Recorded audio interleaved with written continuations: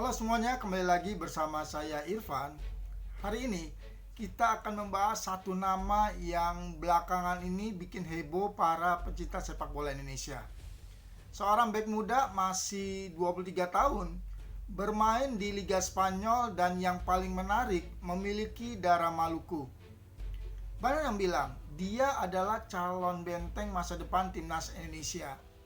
Namanya Dejiro Chirino. Kita akan bahas lengkap siapa sebenarnya Chirino ini, bagaimana karirnya, apa kelebihannya, dan seberapa besar peluangnya membela Garuda.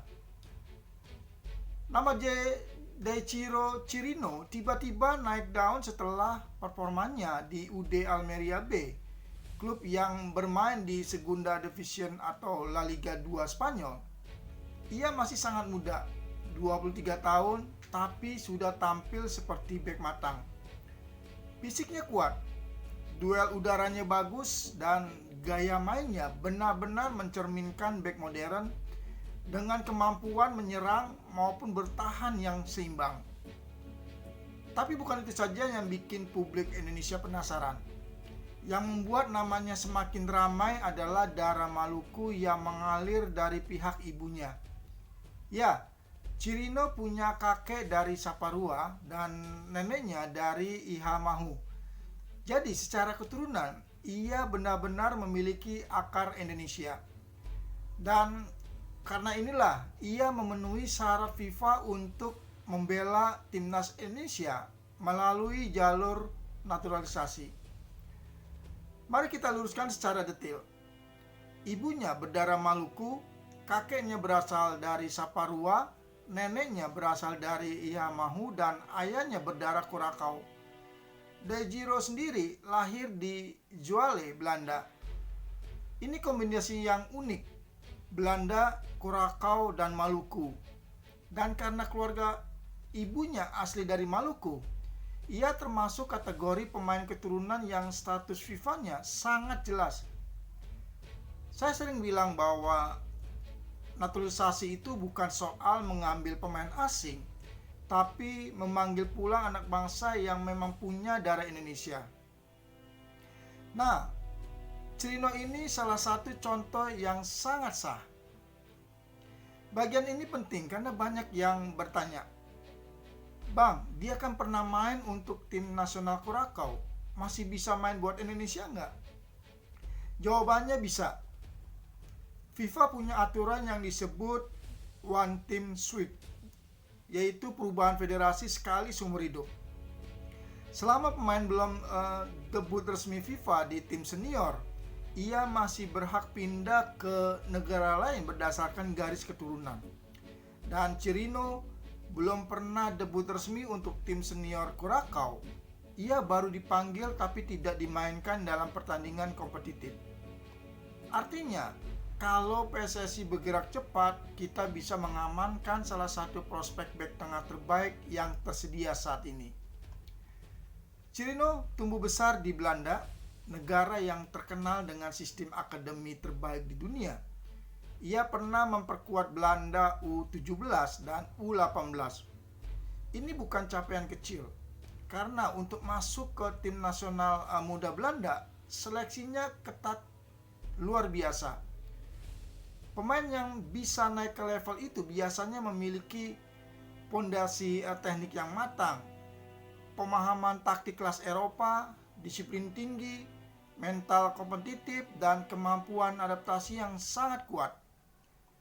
Karakter-karakter inilah yang bikin banyak orang percaya bahwa Chirino bukan pemain sembarangan. Dia punya DNA sepak bola Eropa.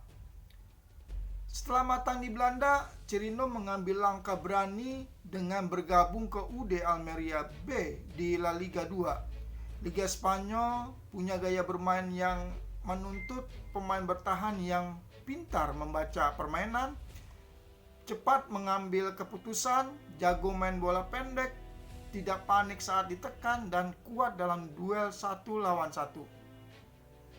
Bagi seorang bek, La Liga adalah salah satu tempat terbaik untuk berkembang, dan Chirino tidak hanya sekedar numpang lewat, dia langsung menjadi pilihan utama. Musim ini, Chirino tampil di semua pertandingan Almeria B. Artinya, kebugarannya sangat terjaga. Konsisten, dipercaya pelatih, tidak rawan cedera, tidak banyak melakukan kesalahan, dan yang paling mengejutkan, ia mencetak 3 gol di La Liga 2. Untuk seorang bek tengah, itu sangat fantastis. Tapi angka itu masuk akal jika melihat kualitasnya. Duel udara sangat kuat, penempatan posisi sangat cerdas, timing saat naik membantu serangan sangat bagus, ancaman besar saat set piece, berani overlap dan ikut build up. Ini adalah tipe back modern yang tidak hanya bertahan, tapi juga membantu mencetak gol. Chirino punya kualitas lengkap dalam bertahan, tacklingnya bersih, intercept cerdas, tidak mudah panik, posisi sering tepat dan tidak banyak blunder, susah dilewati oleh striker. Dan saat menyerang, percaya diri memulai build up, umpan progresif bagus, lalu pandai membawa bola jadi ancaman dalam bola mati dan punya insting mencetak gol. Dengan back seperti ini, sebuah tim bisa memainkan berbagai skema. 3 back, 4 back, high line atau low block, semuanya aman. Secara teknis, dia memenuhi syarat. Secara reguler, memenuhi aturan FIFA. Secara performa, sedang dalam puncak perkembangan. Secara garis keturunan, jelas berdarah Indonesia. Chirino juga disebut-sebut punya ketertarikan pada identitas Maluku dari keluarga ibunya. Banyak fan Indonesia yang sudah mulai meramaikan kolom komentar di sosial medianya, memberikan dukungan dan menanyakan ketertarikan membela Garuda. Jika ini diproses, PSSI Indonesia punya peluang besar mendapatkan back berkualitas Eropa. Usianya masih 23 tahun dan potensinya masih bisa naik lagi 5-6 tahun ke depan. Ini investasi jangka panjang yang sangat luar biasa. Kenapa PSSI harus cepat bertindak? Karena pemain seperti ini tidak akan tersedia untuk kedua kalinya. Eropa sedang butuh back modern. Curacao mungkin akan mencoba memanggilnya lagi. Karirnya bisa naik lebih tinggi di Liga Spanyol. Jika PSSI tidak bergerak cepat, kesempatan emas ini bisa hilang selamanya.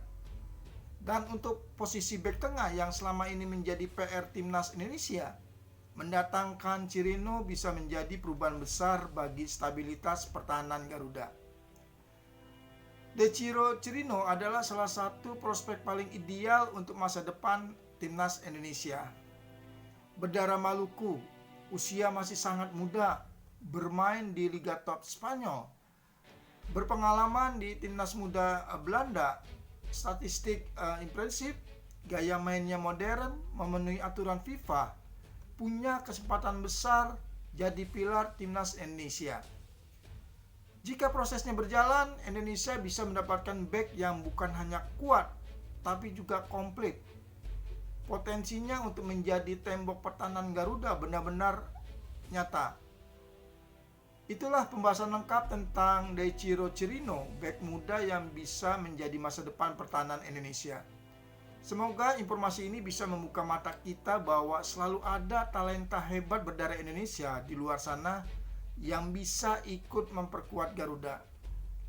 Terima kasih sudah menonton sampai akhir dan jangan lupa untuk like, komen, dan subscribe agar channel ini terus berkembang dan menghadirkan analisis sepak bola terbaik untuk teman-teman semua. Sampai jumpa di video berikutnya. Terus dukung Timnas Indonesia. Salam olahraga, salam Garuda.